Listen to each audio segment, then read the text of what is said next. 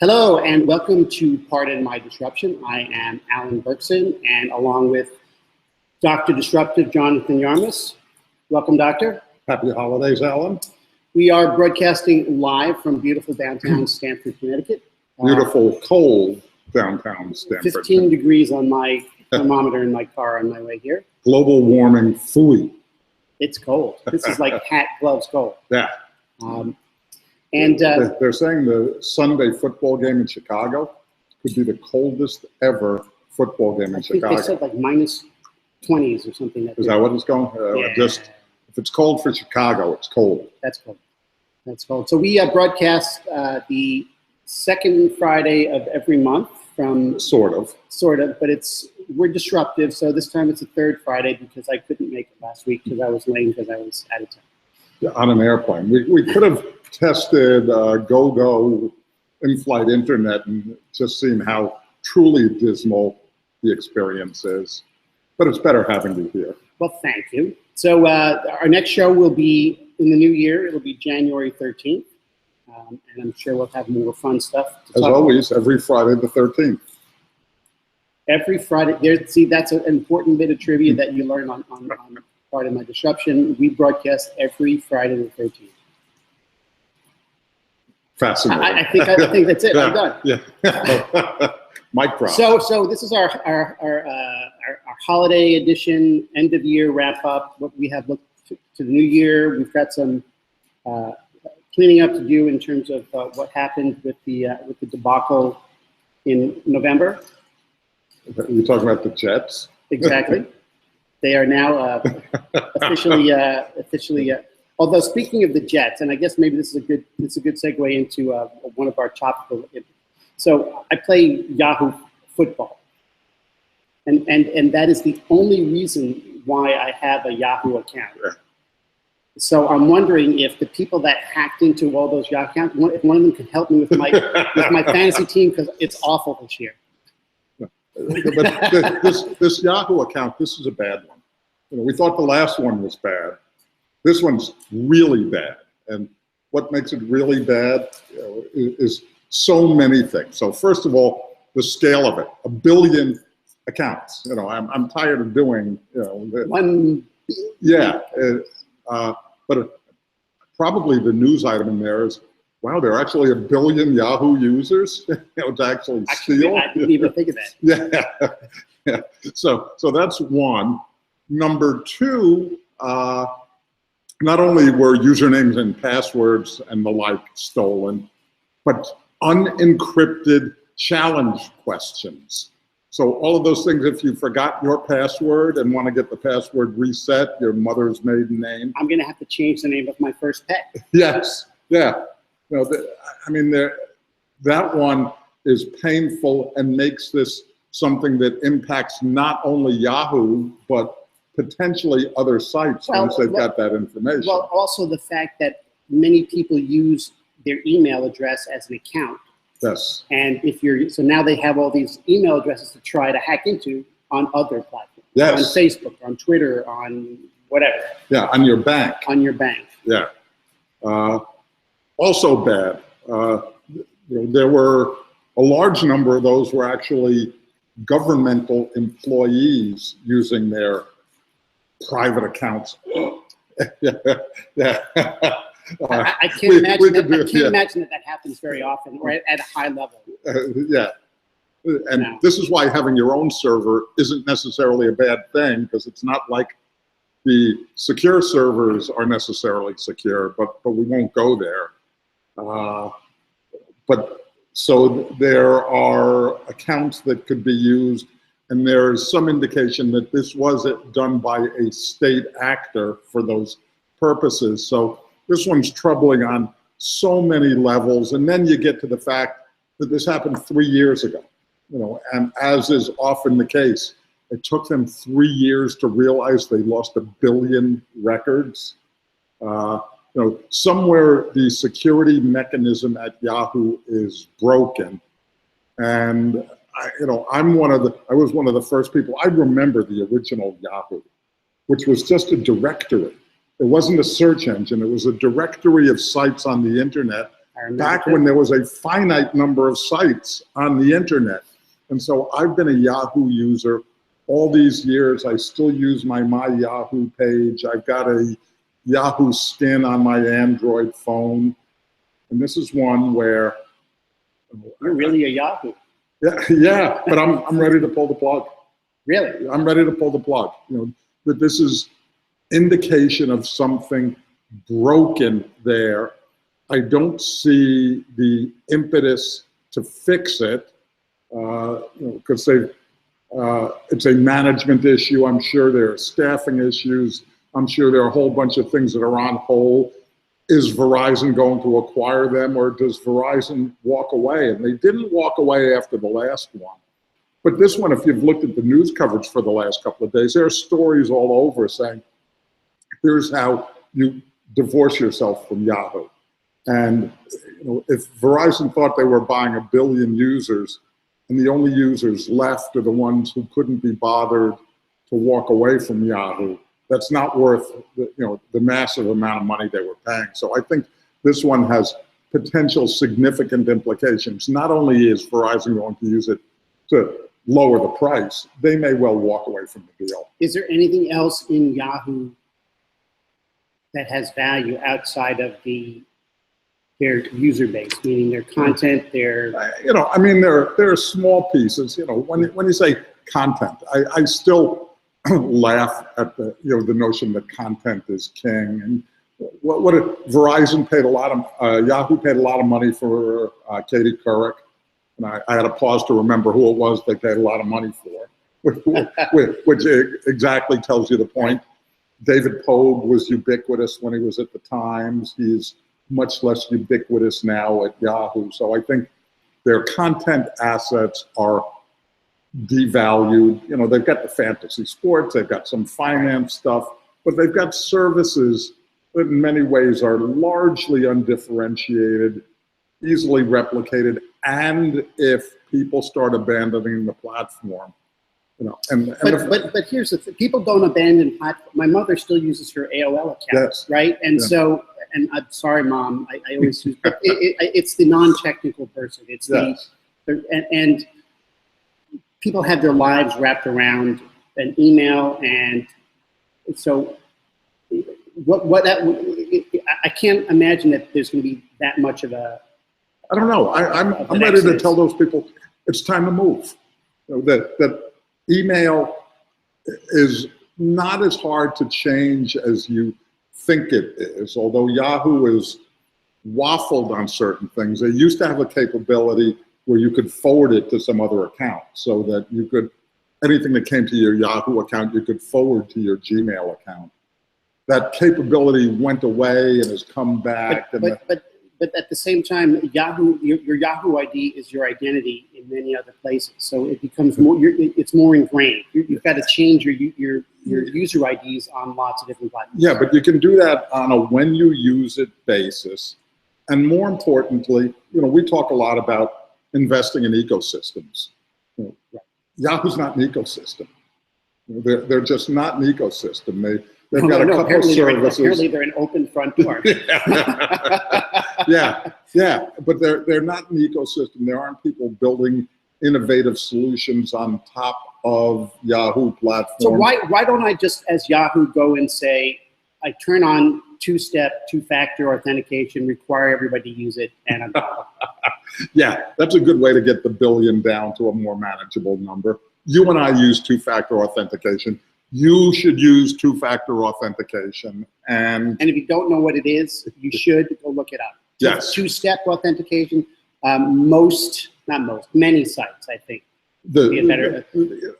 Quality content sites, if you're required to log in, what two-factor authentication is, right now, if I've got a username and password, if somebody steals my password, they can log in as me. Two-factor authentication has a second step, as the name implies, often relating to your cell phone. So what will happen, you'll try and sign on, it will send a text message to your cell phone saying, input this code. So if somebody steals your phone, it's a problem. But as long as you've got possession of your phone, unless they get that unique code or the results. Google has an application called Authenticator that gives you a number, and that number is good for 20 seconds, and then it comes up with another number and another number. Right. You know, I use two-factor on Facebook. I use Google, it wherever I can, Twitter. I mean, and this is sort of a low-tech solution to a high-tech problem. This is not new. Two-factor authentication has been around since before the internet. I mean, we had secure IDs. We had the little cards that you know. So, but it does go in the face of security and convenience are opposing forces. Yeah, and we'll talk about this later on. But you know, the fragility of the internet is something that, if there's anything technological that keeps me up at night, it's that we have an insecure underpinning.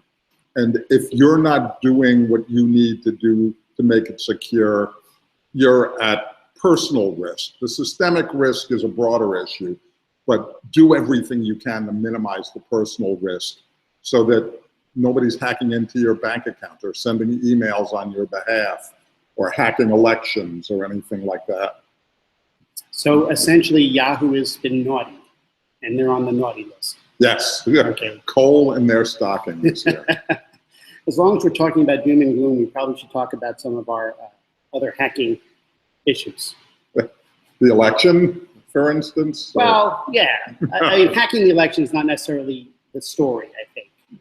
No, but, well, you're right. If by hacking the election we mean influencing, you know, directly the outcome of the vote by going into voting machines and changing results, there's zero evidence of that. So, you know, fact-based, no. You know, could it have happened? I don't know. I'm not here. But is there any doubt in anyone's mind that, well, yes, there is. But the facts seem pretty strong. Which facts? Because we're in a post-truth society. So whose facts are you talking about there, Doctor? You know, the facts I'm talking about are people in a position to know without an axe to grind. So that, you know, oftentimes, let's look at the motivations of players.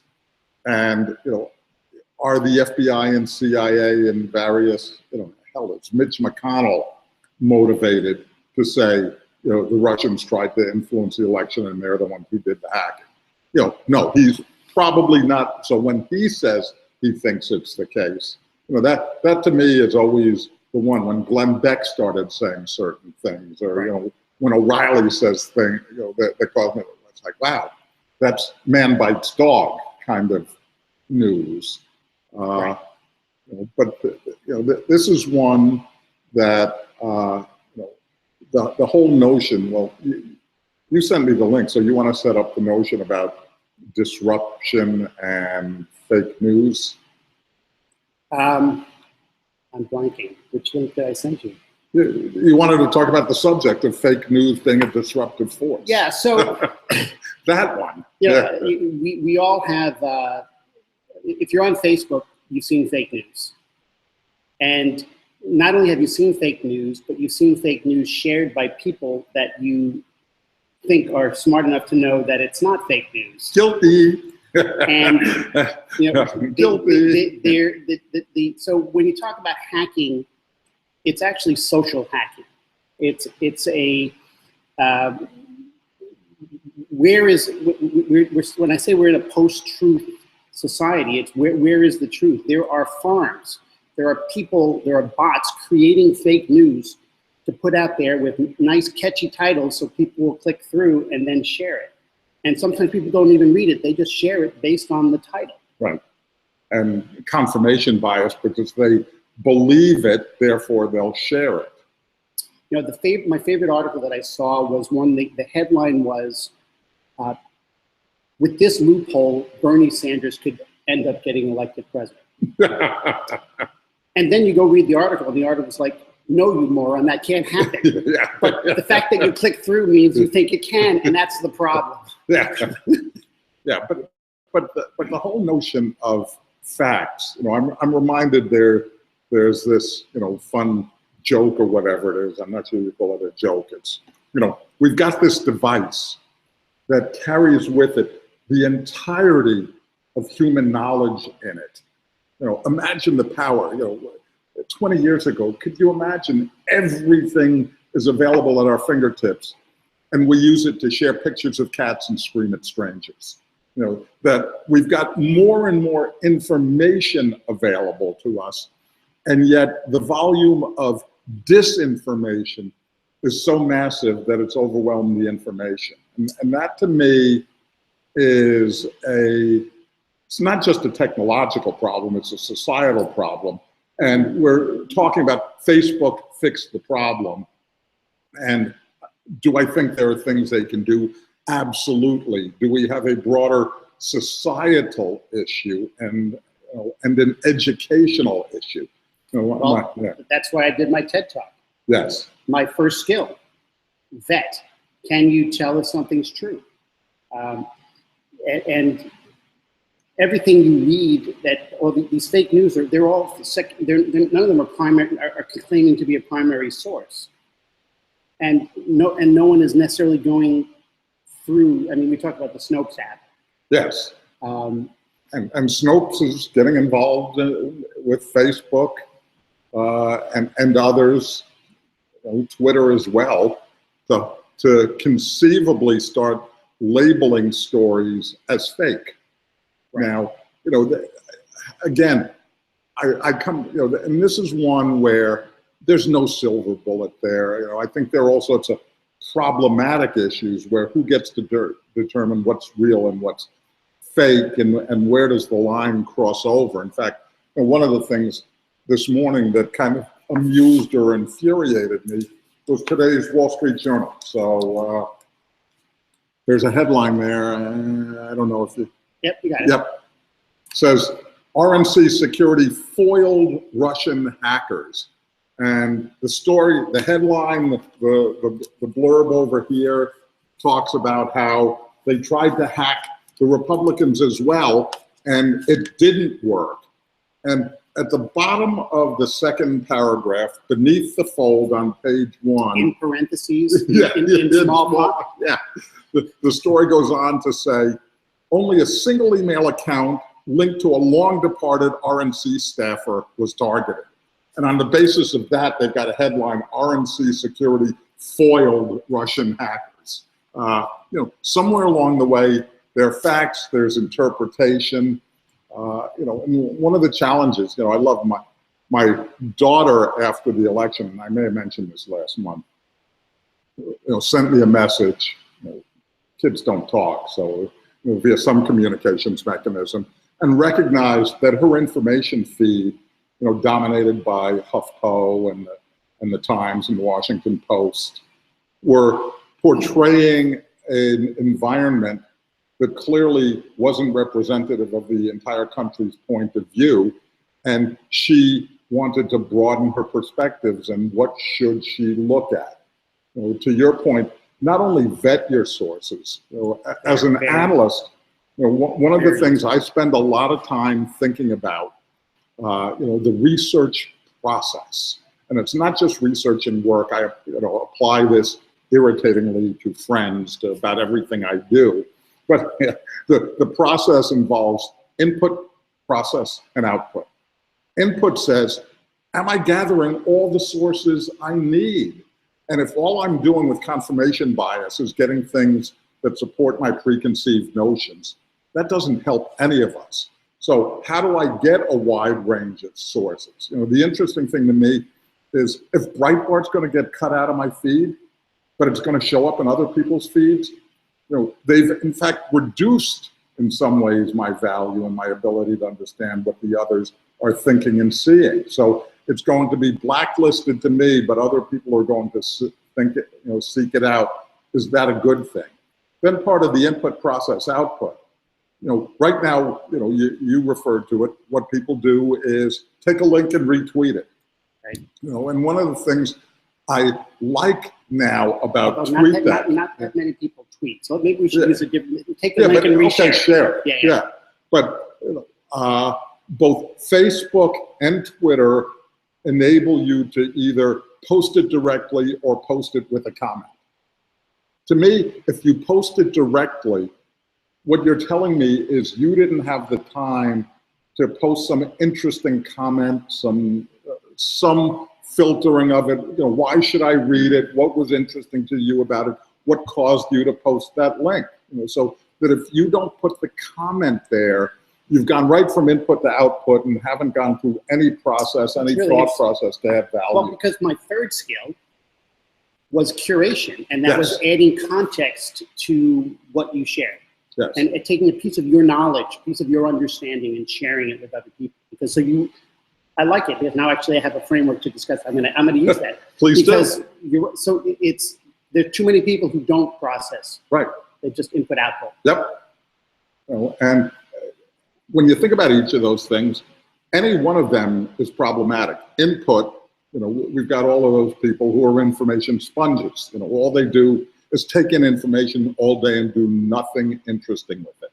Output, we call those people talking heads, empty soups. You know, they can talk about anything without regard to its veracity, its value, or anything like that. And then the people in the middle, the process people, are the people we call analysis paralysis. That doesn't apply to this show, does it?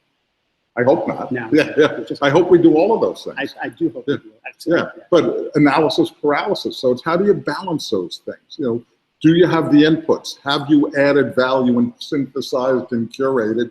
And have you created valuable output that make you more than just, you know, curation oftentimes is thought of as just selection. You know, I've curated an article. I use it in a different context. Yes. Yeah. And that broader context of adding your understanding to it. Maybe we should talk about two-factor sharing. That unless you've seen something you've had more than one input for that story, you shouldn't share something. So you have more context for it. Yeah, and this is something. Well, I've learned that. I hope I've learned that lesson because I actually have a relatively good feedback mechanism, and it's called children. When I post something that's wrong, very quickly, my kids are usually the first ones to point out, Dad, you got that one wrong. And the reason why they've done it, you know, my son will send me, you know, original source links or links to a Reddit discussion where, and if you've not looked at Reddit, you know, it's one of the most underutilized resources on the internet where people with way too much time on their hands talk about things at incredible depth or Quora. And they surface up experts, and experts that are not public experts. They're just people who have buried themselves in a subject so much. Yeah, and that's why I also refer to Quora, that oftentimes has the first party experts. I remember some years ago when we were talking about Yahoo and who its next CEO might be, and was involved in a Twitter discussion with, you know, Kara Swisher, then at the Journal, and, you know, I said, you know, you think Mark Cuban would be a good person? And she said, you know, you think that he would take the job? And I said, I don't know, let's ask him. You know, and I included him in the Twitter conversation, and he came back and said, no, not interested, you know, but I think, you know, so-and-so is a good candidate for the position. But there are opportunities to, and it requires a little work in this instant gratification world. I saw it on Facebook, it meets, you know, what I believe to be the truth, therefore I will repeat it right now. Well, the challenge is not only did I see it on Facebook, but I saw it on Facebook shared by 6 people that I know. Yes. And 100 people liked it. Yeah, or, you know, the bane of my existence, Facebook's trending topics, which means it was shared by 100,000 people. I think you're the only person who looks at Facebook trending topics. You know, I really do. Well, you know, maybe because, you know, when I'm doing it on a big screen, it's there, and I can't help but notice. I think maybe I'm blind on that right side of my vision, because I just don't see it. Several generations from now, kids will. Because there's also the activity feed on the right side, which I totally never see. Yeah. So I just don't see it. Yeah, you know, your great grandchildren are going to have this hole in their vision right there. No, but they're going to have like the whole vision thing. Yes, augmented reality. Augmented reality. And we can talk about And we will. So a New Year's resolution for the PM Disrupt our audience, please vet, and then if you choose to share, give it context. So Yes. that way you're not just aping something that somebody else say. You're actually putting some thought into it. Yeah. If we all do a little bit of that, I think that's probably the societal solution to fake news. Well, it's the solution to those who care to acknowledge it as a problem, and that's a broader issue beyond the scope of this thing. But I think even us well-intentioned people are contributing to the problem. Let's stop it. Spend the time to verify something. Call us out. Call your friends out when they do something like that. And when somebody responds, I've gone back in certain instances where mistakes have been pointed out to me, and I've gone and edited the original post and basically said, edit, I got it wrong. And those are words we hear way too rarely in the world. Maybe because everybody's smarter than us and they don't get it wrong. But rather than just deleting it, saying, oops, it was wrong, make it a learning moment. Show us the mistake you made, why you made it, and rectify the mistake. And it's one of those things. If we each do that, kind of I told one person who told 1,700, and pretty soon, those billion Yahoo users aren't making the same mistake next time. All right. So before we get into our year in review, let's talk about maybe some things that might be on your Christmas list. Or Hanukkah. Or Hanukkah. Well, or Kwanzaa or whatever. Jews for Hanukkah this year, they're getting Christmas. Yes. But when you posted that on Facebook, I didn't think it was. You didn't think it was funny then, and you don't think it's funny now. Yeah, I guess you had to be there, and now that I'm here, it's still not funny. Can I still have Chinese food? Yes. With my latkes? Well, we can have fried dumplings. That'll suffice. Home automation. I know that you are a doctor. Now a double adopter, multi-adopter. I do not. The only home automation I have is the garage opener, and which is not connected to my wireless. I don't want somebody from China opening and closing my garage door. Although there are times when it would be useful. Right now, we give the UPS guy garage codes. Yeah. But anyhow, I've got the Amazon Echo, and I've had it for a number of months now, and I'm liking it. And actually bought one of those Wi-Fi connected light switches. Really a first world. Yeah, but really a first world. If you don't know what that is, just Google clap on, clap off. That's all. A clapper. Yeah. Clapper. Yeah. But first world problems. The light switch in my bedroom is near the door to my bedroom. So I either had to get up, get out of bed, turn the lights off, go back to bed. I had to turn the lights off one at a time, and then they were across the room, so it was dark, and I came in, yeah, first world problem. So I got a Wi-Fi connected electrical outlet, plug the lights on, and now all I got to do is go, Alexa, bedroom lights on. Alexa, bedroom lights off. But when I was a kid, I had a black and white television in my room, a little, 12-inch black and white television, and it didn't have a remote. You had to turn the channels. But but at Radio Shack, I bought a 25-foot wire with a switch on it.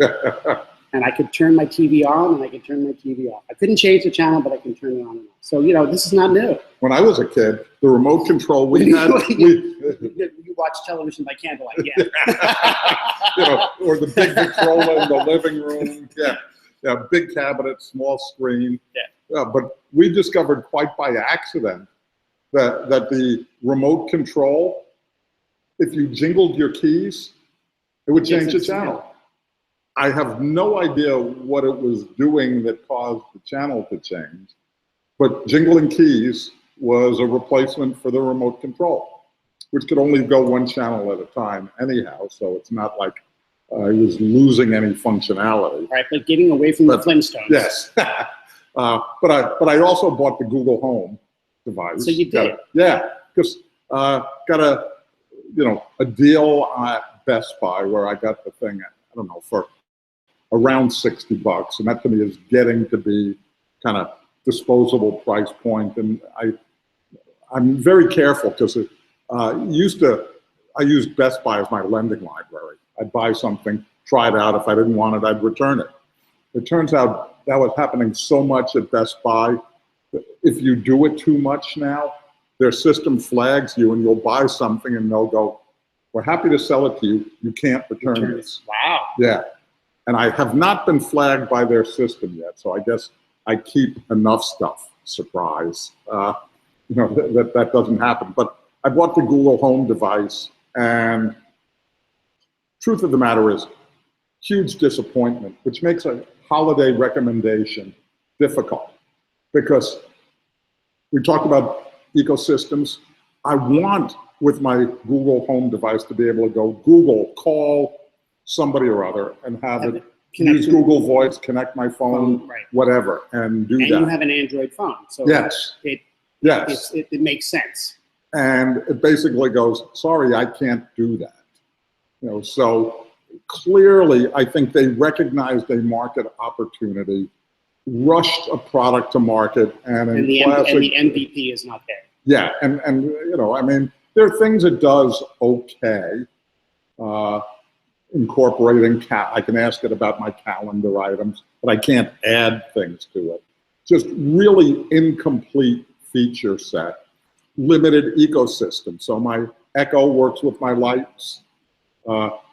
My Google device does not yet work with my provider, which is one of the leaders in the, not, right. There's no dominant number. But you don't have obscure.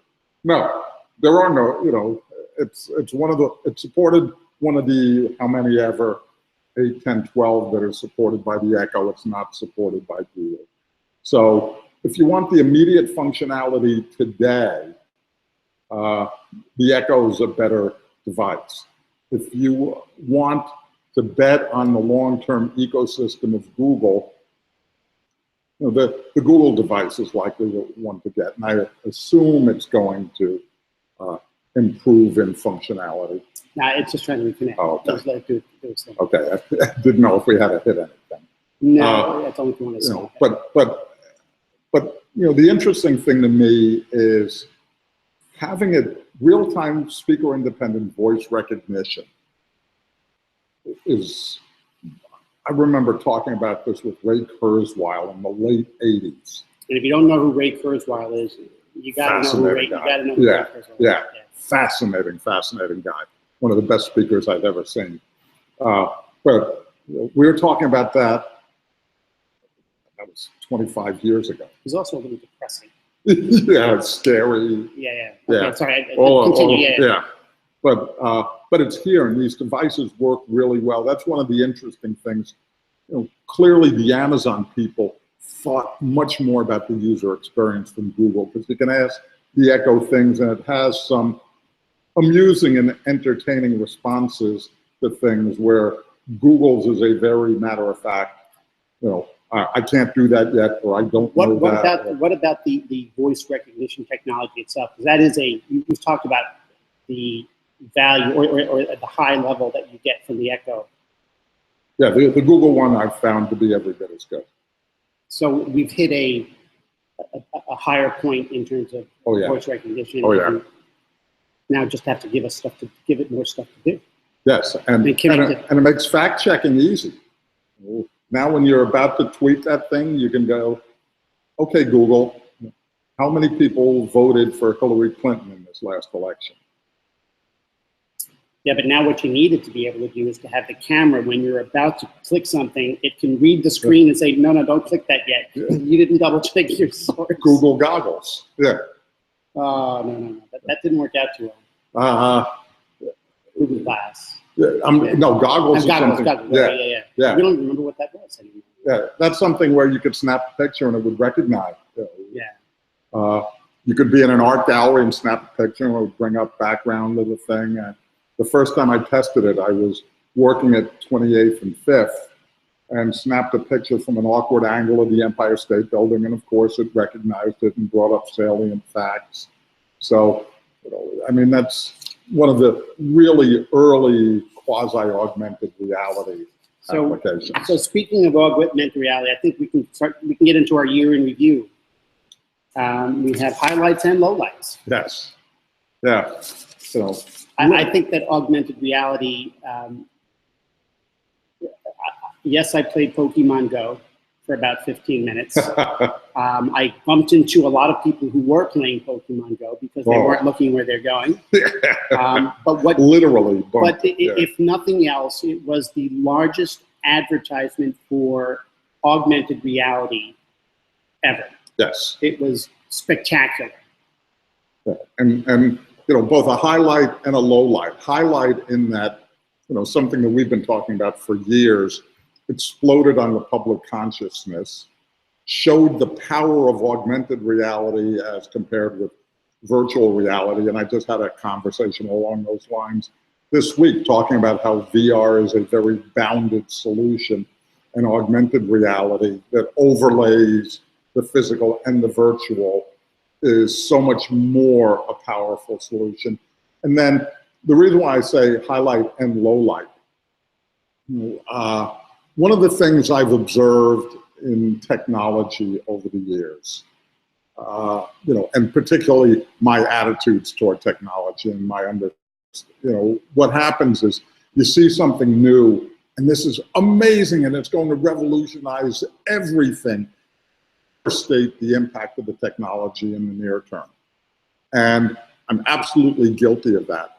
But the interesting thing is we actually understate the impact of the technology in the medium term.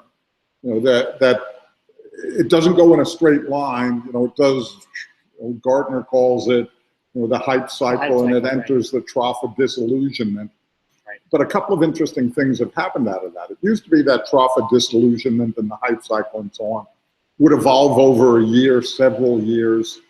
Now things go through it in much compressed time frames. Yeah. Well, that's agile development, right? Yeah, but it's more than just. I know you're joking, but it's more than just development. It is the ability to reach mass audiences in short periods of time. We go from nothing to get. We also get a lot of feedback. Yes. So that you get. It's not. There's no such thing as a small trial anymore. Right. And cloud computing means the cost to deploy things at scale is negligible. The ability to reach the entirety of the world from wherever you happen to be is amazing. And the net result being there's been a tightening of time frames. Now, the interesting thing though, when we talk, there's technological deployment and there's human ability to assimilate change. And that's where we're getting into the barriers. There are a whole bunch of things that we're capable of doing that just take a while to get us to change our behaviors because we've done things the same way for so many years. But the bottom line is, I think 2016 was the year augmented reality said, pay attention to me. And when we look at the year ahead, I think it's going to be a big year. We're going to see innovative things. And I was watching something yesterday on Bloomberg West. I think Corey Johnson, one of their anchors, was saying, when is there going to be the killer app? Right. And there are a lot of things I can envision being the killer app, but it's also one of those things that it has almost universal application. I can take almost any work scenario, any social scenario, and say, here's how I'd apply augmented reality to enhance the experience. It's changing how we interface with the world and with computers. Both of those things. That's the important thing. I'm reading Shel Israel and Robert Scoble's book, The Fourth Transformation. I don't know if you've had a chance to read that. I have not. First transformation was digital. Computers being able to, the second transformation was the internet. Third transformation was mobile, that now we have everything in our hands. And the fourth transformation they're talking about is that is this VR, AR, what they call mixed reality, which is that we're changing. So our interface is, well, first it was typing, then it was touch. Now it could be vision, it could Immersive. be link, it could be immersive. touch, it could be all sorts of things. So what technology is happening now, and I think maybe we've hit a tipping point where it's viable both from a technology point of view, but also from a commercial availability. The cost of creating it is going down, Yes. and the functionality is going up. Mm-hmm. I mean, you still have to wear, if you really want to have a good AR experience, you still need to be attached to a computer. There's no device that necessarily can do it on its own yet. Well, but we're getting close. But there are a variety of things you can do. I mean, one of the things you're starting to see, for instance, a number of automotive applications take advantage of the reflective nature of the windshield and will display images on the windshield. And that to me is a heads-up display. Yes. We've seen it in science fiction for many We've decades. seen it in reality Yeah. for many decades, Yeah. and in high expense, Right. Fighter cockpits. Right. But it's coming to the car. I've got an app. I'll look up its name while I talk about it. But it's something that takes advantage of the camera facing forward, its awareness of the environment, what you're doing, what it's doing, and it will give you alerts so that if you're closing in on a car that's stationary. So it's forward facing? Yes. So it's not looking at you and saying, hey, get your eyes back on the road? No. Okay. Which would be a useful thing too. Program's called Nexar, Nexar. Right. But there are a lot of cameras right now that give you the video capture and so on, so that you can record things, and if there are incidents, you can play it back for your insurance company, for the police, what have you. This goes a little further and tries to process the information it's getting to alert you to situations that it thinks are dangerous for inattentive drivers. All right, so let's start talking about the year ahead. We're optimists. As much as you hear on this show, we are optimists. We are Yes. optimistic about technology and what we can expect. And let's talk a little about what can. Everybody's going to do their predictions, and it's a thing. But it's not about predictions. It's more about trends. I think that's what we try to cover here. What do we have to look forward to? So trends. I think security obviously is going. I think we've done security to death. Move on. Yeah, but it's a year we're going to need to fix things, or things will start to break. So from that perspective, we've lived with increasing amounts of threats. We've talked a lot about it. We're going to do something, or we're going to reach a tipping point. And if we want to be dystopian, one of the things I read about why we haven't reacted to the Russian hack is there's some sense that if we react, our infrastructure, power grid, all of those kinds of things is so vulnerable that they can hurt us more than we can hurt them. We're not living in a mutually assured destruction environment, and that's a problem. So I think that's one.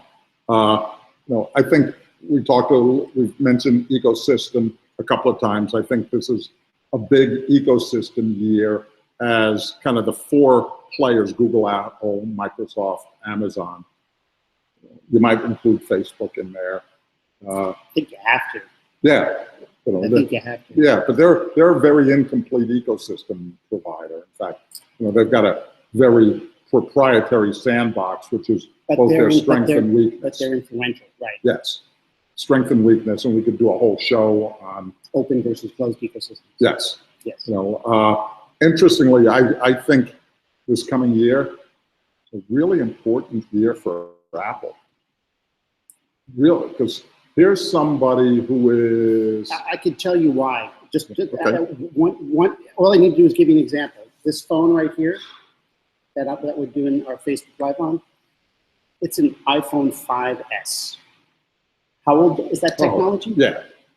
That's I think it's over 2 years old, and except for the fact that my battery doesn't last as long, I have had no reason to upgrade. Right. Okay.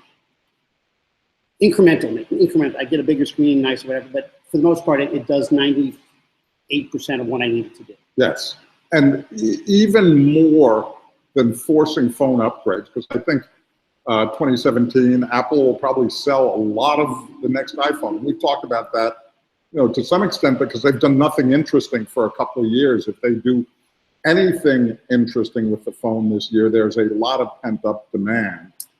But it's more important than the phone, because as important and as central as the phone is, there are a whole bunch of areas where they're behind, not making progress. Where is the... Wait. They added a bar. A touch bar. They added a touch bar. So they essentially added PF keys to a MacBook. Innovative. Wow. Yeah. Apple's brought itself into the second half of the 20. I mean, this is a company that has made its mark by not necessarily innovating. They get credit, way too much credit, for inventing things that they didn't really invent. But what they do really well is A, time the market, and B, influence the time of the market, because they package things so nicely that what before was an incomplete, inadequate experience that only a geek like me would be willing to put up with, they make it consumable by the masses. They soften the edges and make it easy. Simple. Yes, yeah. Which is great in a relatively slow-moving world. The problem they've got is there's no time to sit there and distill what's happened, wait a couple of years, and get it right. Because by the time they've done that, somebody else has incrementally gotten it right and moved on to the next thing. I think their fundamental DNA is broken. Wow. I mean, the fact that you don't like Apple is nothing new. But yeah, but this is emotion aside. I appreciate that ability to time the market and make it packaged is an incredible skill, not to be underappreciated. It's important. And one of the things I fault Google for, Google brings things to market, throws them against the wall, has no commitment. But the stunning thing about that is this is a company that still accounts for like 80% of the profits. Yes. Or I think maybe the number might be even higher than that. I just made that up because, 87% of facts are made up.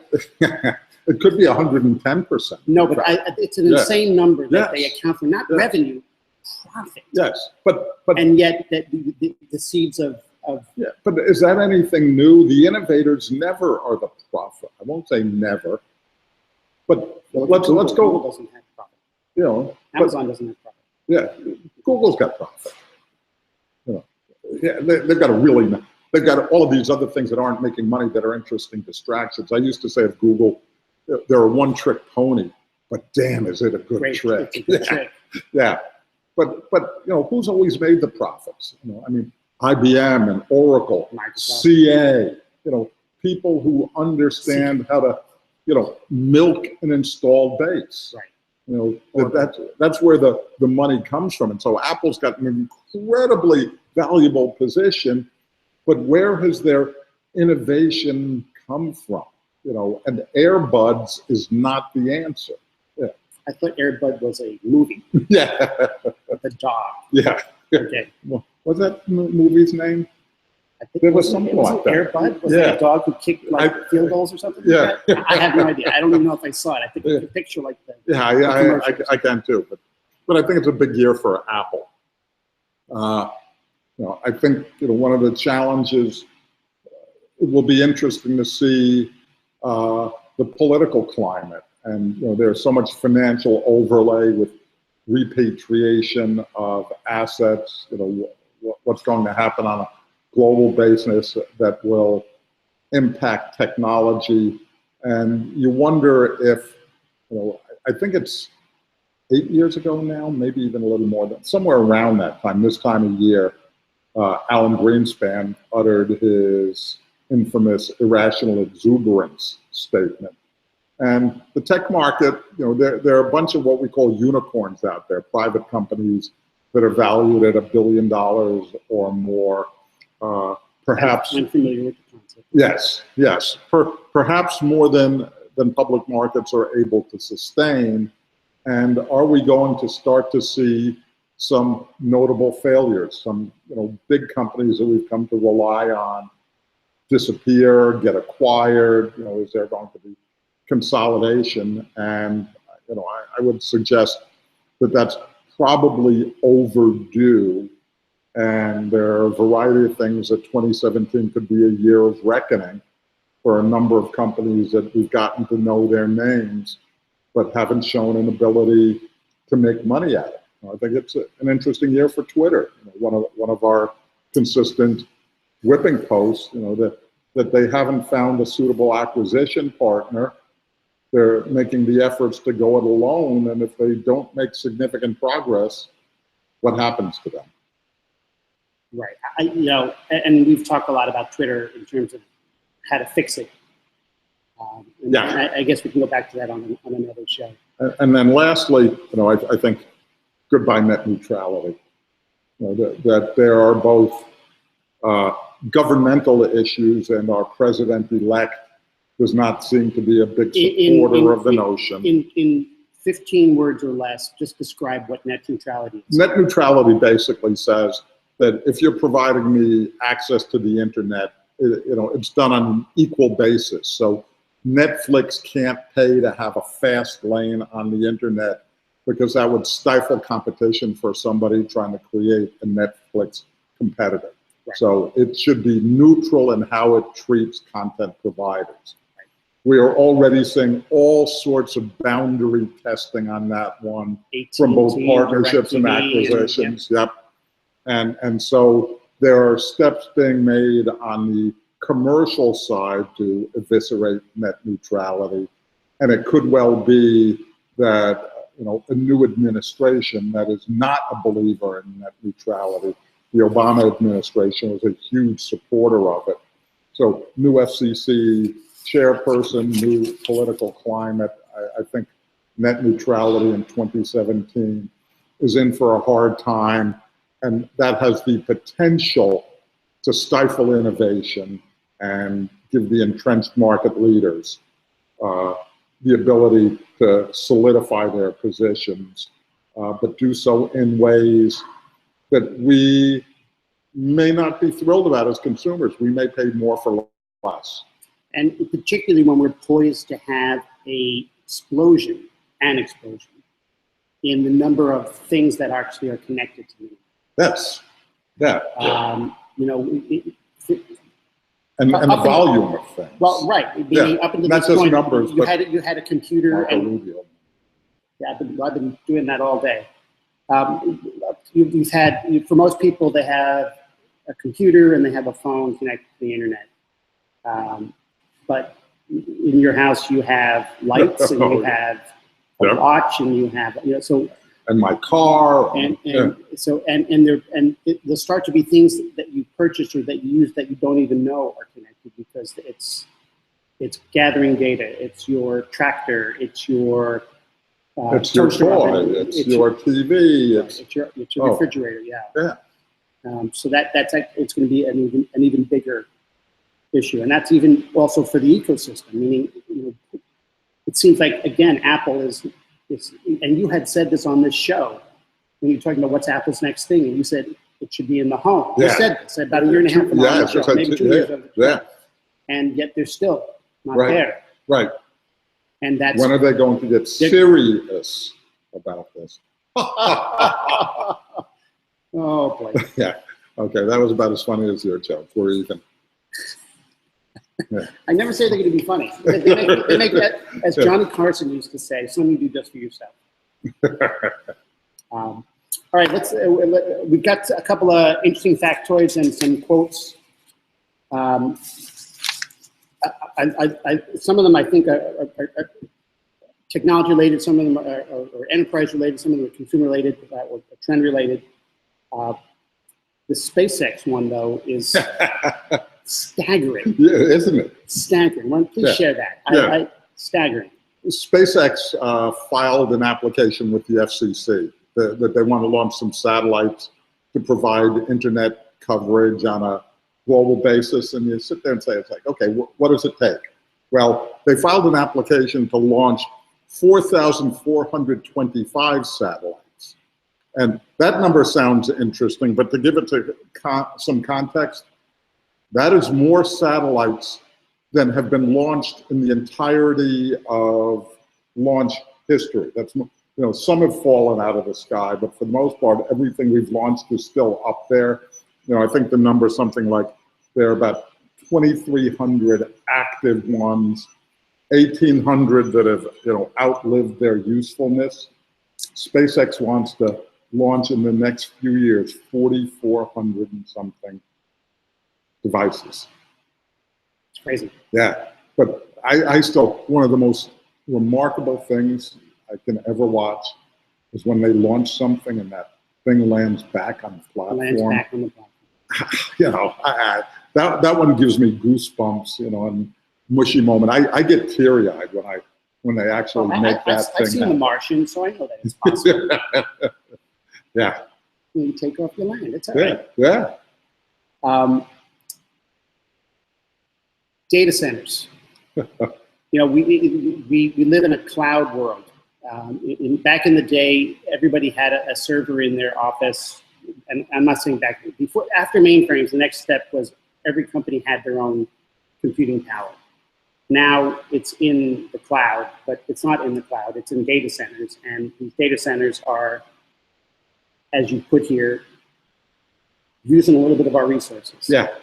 3% of the world's electricity goes to fuel data centers, and a lot of those, I don't know the exact percentage, but a lot of those are the ones operated by Google and Amazon and the big cloud providers, and that's expected to triple over the next decade. So 10% of the world's energy output could be going to support these data centers, which interestingly is why they're being situated in some of these really interesting places.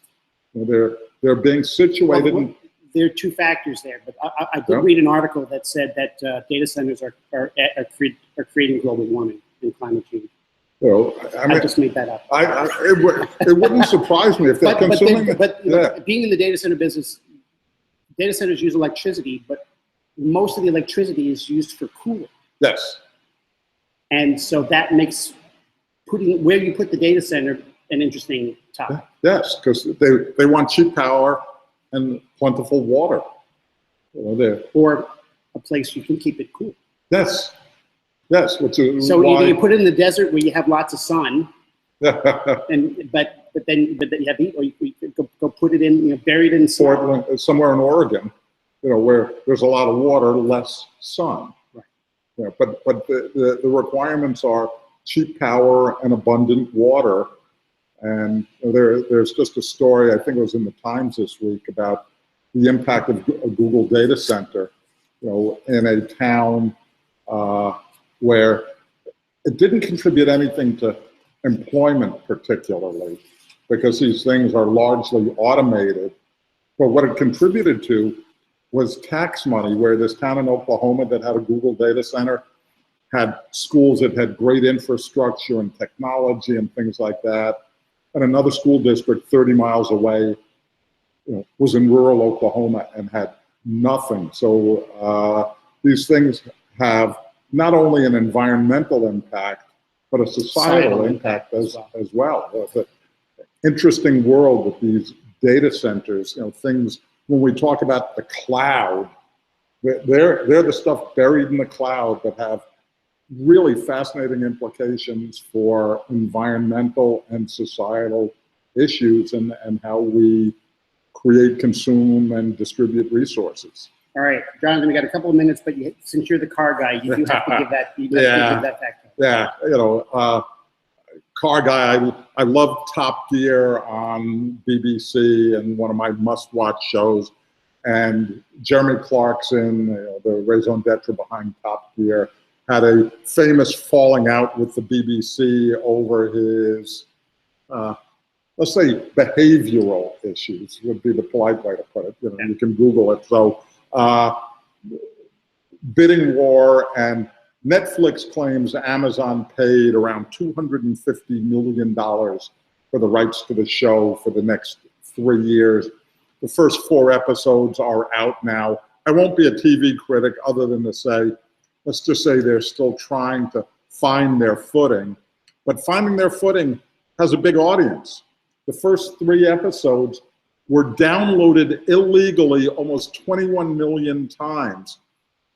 About a seventh of that coming from the UK, where obviously the show, but downloaded over 21 million times. And to put that into context, that is the most pirated show of all time, surpassing Game of Thrones. Wow. So naked cars is better than killing people? Did you say naked cars? Yeah, well, naked people. Game of Thrones. Okay. Yeah, no, but Amazon is clearly hit on something there. It will be interesting to watch their content strategy, because, you know, somewhat related to that, one of the big things the sports leagues are looking at now is Amazon potentially being a content player when it comes to sports distribution. Something to watch. All right, we have time for one quote.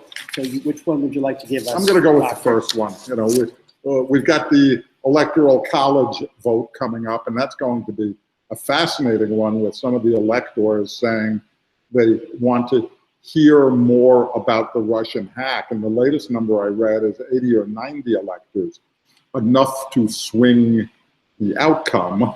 It's not going to happen. Not going to happen. I know. But the interest is broadening. There's bipartisan support for a review in Congress. But the outcome, you know, when it comes to the electoral college, you know, but the last time we had some discussion about this was with Al Gore, you know, in 2000, or I guess 2004, I think it was. Anyhow, Gore said, you win some, you lose some, and then there's that little-known third category. On that note, thank you for joining us for Pardon My Disruption. Our next show will be on Friday, January 13th. We'll be in the new year. We'll have new disruptive things to discuss. So from both of us at Pardon My Disruption, we wish you happy holidays and a happy new year, and we'll see you next year. Happiness and health and all good things.